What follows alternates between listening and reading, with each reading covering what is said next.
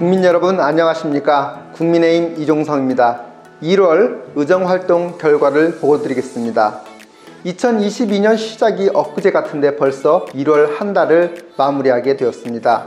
1월은 지난 12월에 시작한 장문현답, 장애인 정책 릴레이 현장 방문을 이어나가며 정책 대안들을 만들어 나가는 데 집중하였습니다. 현장에서 접하게 되는 수많은 정책 과제들을 앞으로 어떻게 풀어낼지 한편으로는 더욱 어깨가 무거워지는 일정이었습니다. 지난 13일에는 너무도 기쁜 뉴스를 접하게 되었습니다. 바로 급성 림프구성 벽혈병 치료에 쓰이는 신약 킴리아가 건강보험 급여 적용을 받게 되었다는 소식이었습니다. 이 신약은 죽음만을 기다리는 환자들에게 1일 투약만으로 생존율을 80% 이상 높여주어 원샷 치료제라고 불리고 있습니다. 그럼에도 5억여 원에 달하는 초고가로 인해 많은 환자들이 눈앞에 치료약이 있는데도 써보지도 못하고 생명을 포기해왔던 것입니다.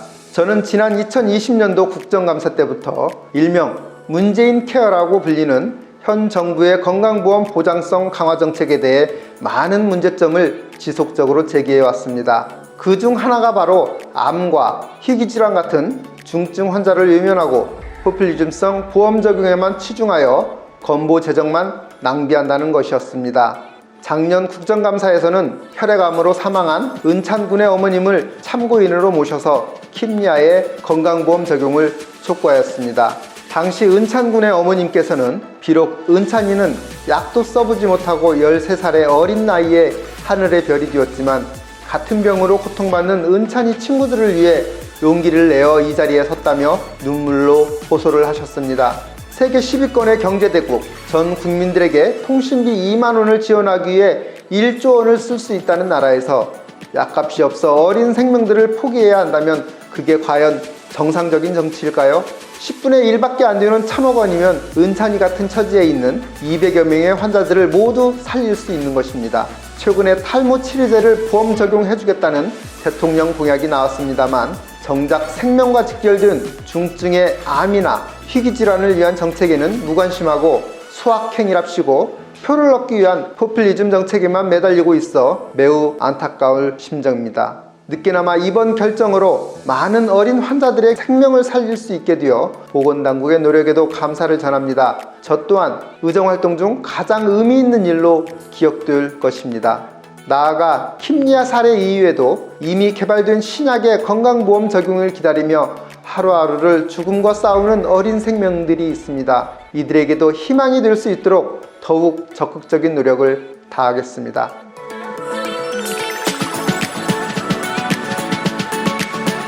지난 12월에 시작한 장문현답, 장애인 문제에 대한 현장에서 답을 찾기 위한 전국 릴레이 정책 투어를 통해 현장의 다양한 목소리를 청취하는 시간을 가졌습니다.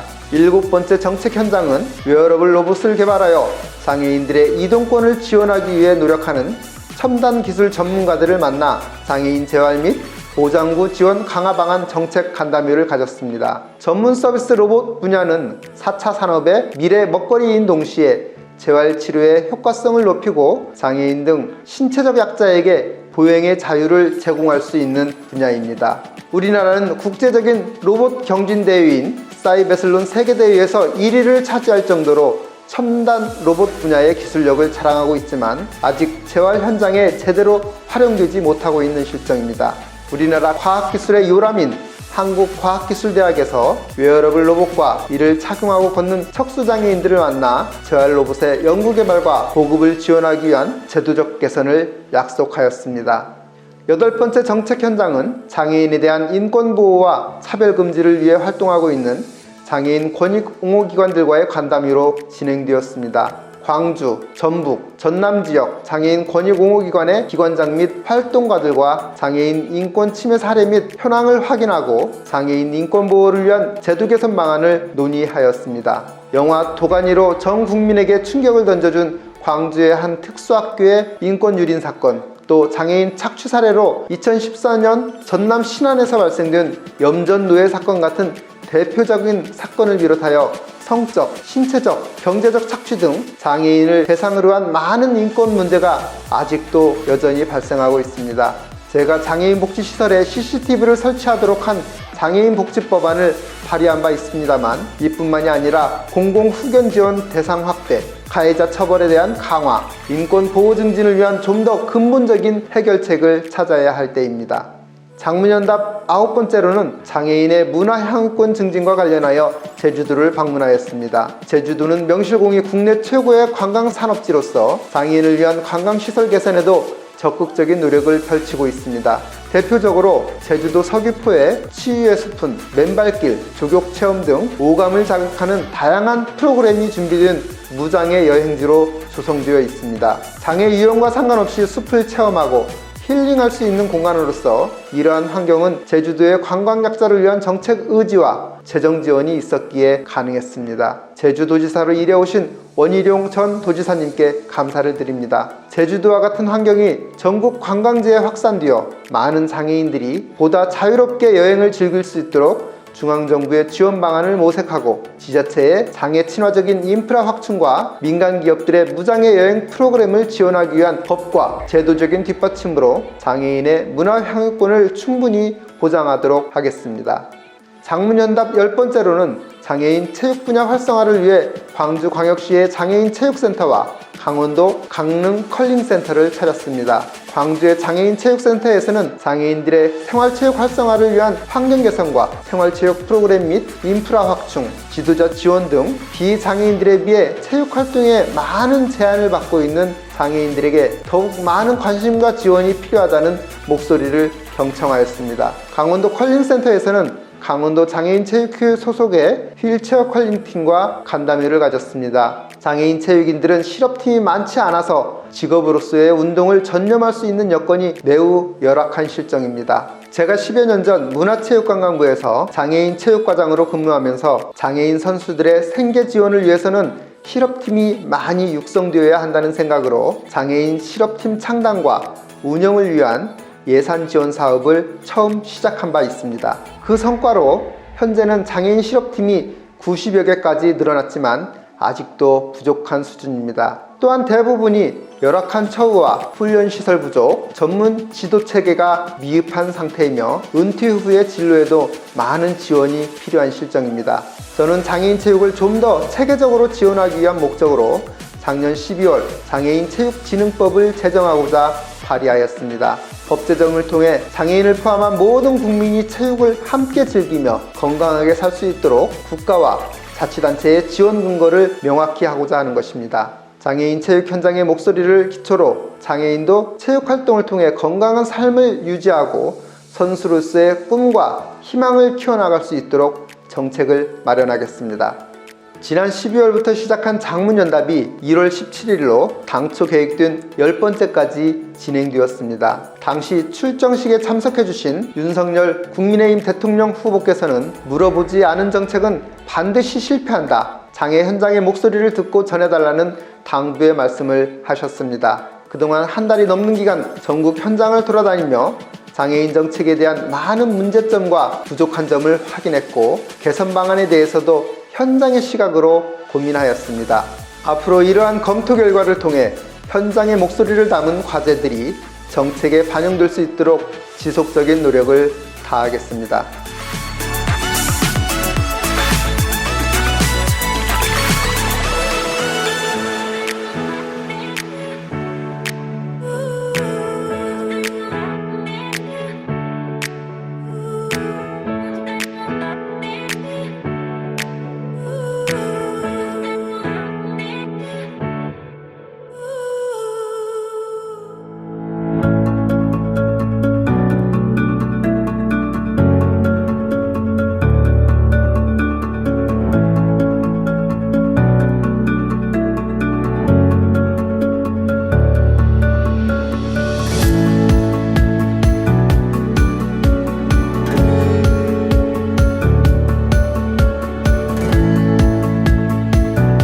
이제 마지막으로 이종성 국회의원께 윤석열 대통령 후보가 직접 임명장을 전해드리겠습니다.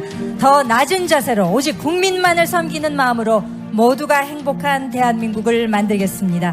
정권 교체와 대선 승리를 통해 우리 국민의힘이 꿈꾸는 새로운 대한민국이 열리기를 희망합니다. 예, 임명장 이종성 선거대책본부 특보로 임명함. 국민의힘 대통령 후보 윤석열. 이제 후보님을 좌석. 20대 대통령 선거가 이제 40여일밖에 남지 않은 시점에서 대선 관련 이슈들이 쏟아져 나오고 있습니다. 또한 문재인 정부의 5년 동안 부동산 정책을 비롯하여 많은 정책 실패로 인해 어려움을 겪은 만큼 정권 교체에 대한 국민들의 열망도 그 어느 때보다 높은 것으로 나타나고 있습니다.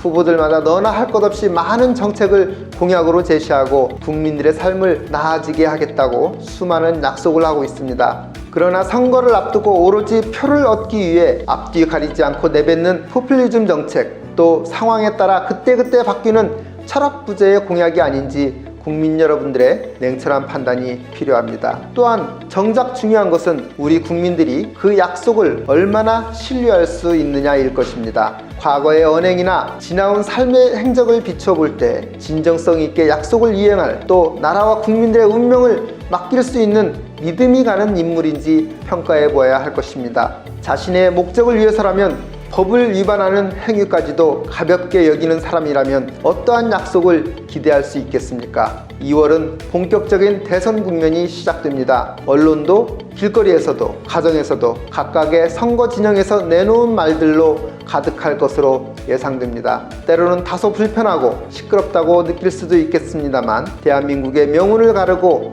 5,200만 국민의 삶을 좌우할 중요한 선거를 앞두고 있는 만큼 그 어느 때보다 관심을 기울여서 냉철하고 현명한 판단을 위해 노력해 주실 것을 당부드립니다. 또한 우려되는 점은 설날, 명절을 맞아 오랜만에 가족들이 둘러앉아 정을 나누어야 할 자리에서 자칫 정치 이야기로 감정들을 상하시는 경우가 많은 것으로 생각됩니다. 그만큼 우리 사회가 지역 간, 또 세대 간, 계층 간 갈등과 분열이 심각하다는 반증이기도 할 것입니다. 그러나 정치란 이해관계가 다른 수많은 사람들의 입장을 논의와 협상을 통해 조율하고 그 결과를 정책으로 수렴해 만드는 과정입니다. 정치인이 자신이 대변해야 하는 사람들의 의견을 주장하고 또 상대방을 비판하는 것은 민주주의에서 당연하고 필수적인 절차입니다. 때문에 나와 생각이 다르다고 해서 결코 틀린 것은 아닙니다. 아무리 소수의 의견이라 하더라도 존중해서 듣고 또 설득하는 과정을 거치는 것이고 결국은 각자가 판단해서 투표를 통해 결정하는 것이기 때문입니다. 아무쪼록 설날을 맞이하여 가족들과 즐거운 만남 되시기를 바라며 화목한 시간 되시기를 기원합니다. 2022년 이민년 새해 복 많이 받으십시오. 감사합니다.